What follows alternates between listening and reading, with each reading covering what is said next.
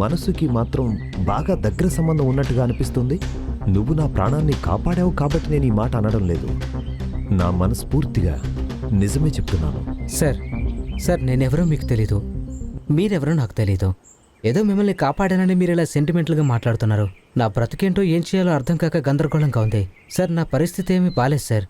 నేను వెళ్ళాలి సార్, నన్ను వదిలేయండి. బాబు, తమ్ముడు, సార్ ఈ ఊళ్ళో చాలా పెద్ద మనిషి.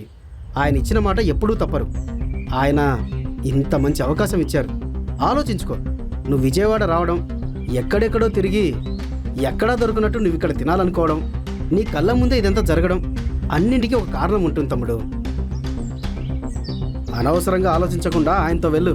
చంద్రకాంత్తో వెళ్ళడం కరెక్టే అని ఆకాష్ కన్విన్స్ అయి తనతో పాటు బయలుదేరాడు. ఈ ప్రశ్నలకు సమాధానాలు తెలుసుకోవాలంటే నెక్స్ట్ ఎపిసోడ్ వినాల్సిందే. క్రింద ఇచ్చిన లింక్ ని క్లిక్ చేసి పాకెట్ ఎఫ్ఎం యాప్ ని ఇన్స్టాల్ చేసుకోండి. Stay tune to pocket FM.